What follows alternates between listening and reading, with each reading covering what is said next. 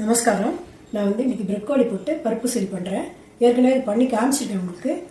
இது மசூர் டால் போட்டு கோசலையும் பருப்பு சரி பண்ணி காமிச்சிருக்கேன். இன்னைக்கு பருப்பு சரி பண்ணுறதுனால ப்ரொக்கோலி இருந்ததுனால உங்களுக்கு பண்ணி காமிக்கிறேன். வாங்க பார்க்கலாம். ப்ரொக்கோலி பருப்பு சரிக்கு தேவையான சாமான்கள் 2 ப்ரொக்கோலி எடுத்து வச்சுருக்கேன். இது இந்த கப்பு துவரம் பருப்பு முக்கால் கப்பு எடுத்து வச்சுருக்கேன். இது 3/4 கப்பு கடலை பருப்பு வச்சுருக்கேன். காரத்துக்கு 4 காஞ்ச மிளகாய் வச்சுருக்கேன். பெருங்காயம், உப்பு வச்சுருக்கேன். அதுக்கப்புறம் தாளிக்கிறதுக்கு கடுகு உளுத்தம்பருப்பு வச்சுருக்கேன். ப்ரொக்கோலிக்கு வேக போடுறதுக்கு முன்னாடி மஞ்சள் பொடி கொஞ்சம் எடுத்து வச்சுருக்கேன். எண்ணெய் எடுத்து வச்சுருக்கேன். பருப்பு உசிலிக்கு ஊற வச்சுருக்கேன். இப்போ துவரம் பருப்பு, கடலைப்பருப்பு, காஞ்ச மிளகாய் இந்த 3ஐயும் ஒரு 1 ஹவர் ஊற போட்டுட்டு இதோட பெருங்காயம் உப்பு போட்டு கொரன்னு அரைச்சிட்டு வரலாம். கெட்டிமாக அரைச்சிட்டு காமிக்கிறேன். ப்ரொக்கோலியை பெருசு பெருசாக கட் பண்ணி உப்பு மஞ்சள் பொடி போட்டு வேக வச்சு இந்த மாதிரி பொடி பொடியாக கட் பண்ணி வச்சுட்டுருக்கேன். துவரம்பருப்பு, கடலைப்பருப்பு, காஞ்ச மிளகா, பெருங்காயம் எல்லாம் போட்டு ஊற வச்சு கொரன்னு அரைச்சி வச்சுருக்கேன். இப்போ இந்த ஆவியில் வேக வைக்க போகிறேன். முதல்ல இந்த அரைச்ச விழுதில் மஞ்சள் பொடி கொஞ்சம் போட்டுட்டு கலந்து ஆவியில் இட்லி பாத்திரத்தில் ஆவியில் வேக வச்சு எடுத்துக்கலாங்க. எண்ணெய் ஜாஸ்தி வேண்டாங்கிறதுனால நான் ஆவியில் வேக வைக்கிறேன்.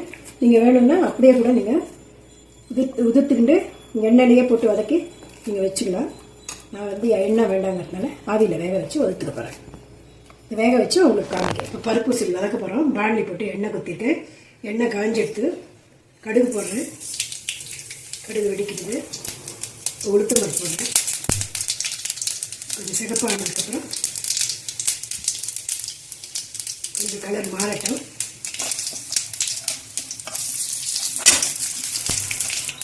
சிகப்பாயிட்டு உளுத்தம் பருப்பு, பெருங்காயம் கொஞ்சம் போடுறேன். அதுலேயும் நிறைய போட்டுருக்கேன். கருவேப்பிலை போடுறேன். இந்த பருப்பு அரைச்சி வேக வச்சுன்னு இதை ஒதுத்து வச்சுருக்கேன். கையில் ஒதுக்க வரலைன்னா மிக்சியில் விப்பரில் போட்டு கொஞ்சம் ஆறின உடனே ஒரு சுத்தம் அடிச்சிக்கணுக்க இப்படி பொடி பொடியாக ஆகிடும். இதை முதல்ல போட்டு வதக்கிக்கலாம்.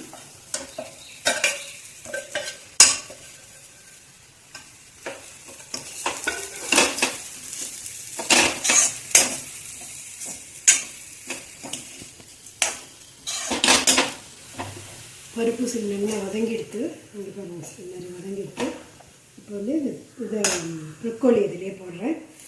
தண்ணியில் வேக வச்சு வடித்ததுனால உப்பெல்லாம் கொஞ்சம் கம்மியாக இருக்கலாம். நீங்கள் இந்த நேரத்தில் உப்பு பார்த்து செக் பண்ணிக்கிட்டு போட்டு வதக்கிடலாம் சார்.